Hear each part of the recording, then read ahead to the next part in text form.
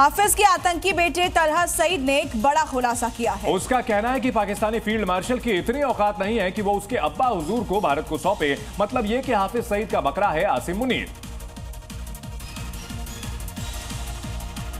आतंक का आका हाफिज सईद सुरक्षित है, सेहतमंद है और पाकिस्तान सरकार की सरपरस्ती में है। हाफिज सईद के बेटे तलहा सईद ने एक पाकिस्तानी टीवी चैनल से बातचीत में ये खुलासा किया है।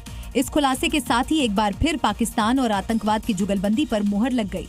पहलगाम हमले के बाद आतंकवाद पर चौतरफा घिरे पाकिस्तान पर जबरदस्त अंतर्राष्ट्रीय दबाव है। दबाव इस बात की वो आतंकवाद के खिलाफ कड़े कदम उठाए। भारत के सिंधु जल संधि स्थगित करने से पाकिस्तान पर बड़े जल संकट का खतरा भी मंडरा रहा है। बिहार दौरे पर पहुंचे कांग्रेस सांसद राहुल गांधी ने सीज फायर को लेकर एक बार फिर पीएम मोदी पर निशाना साधा और कहा कि अमेरिकी राष्ट्रपति ट्रंप ने 11 बार बोला है कि उन्हीं के दबाव के बाद प्रधानमंत्री मोदी रुके थे। राहुल ने कहा कि उन्होंने तो नहीं वही बोला है जो ट्रंप ने कहा था। इसके साथ ही राहुल ने कहा कि अगर ऐसा नहीं है तो प्रधानमंत्री मोदी को कहना चाहिए कि ट्रंप झूठ बोल रहे हैं।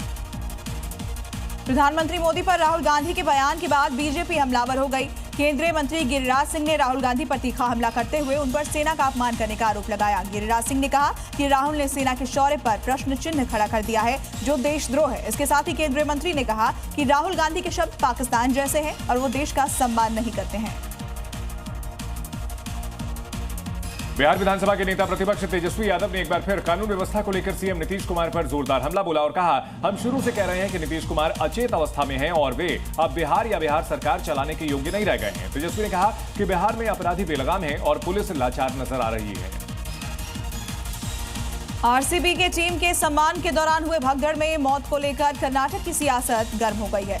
बीजेपी सांसद और कर्नाटक के पूर्व मुख्यमंत्री एस बोम्मई ने भगदड़ के लिए सरकार को जिम्मेदार ठहराया और कहा कि मुख्यमंत्री रोज अपने बयान बदल रहे हैं। बोम्मई ने घटना को लेकर पुलिस, मंत्री और सभी जिम्मेदार के खिलाफ कार्रवाई की मांग की है।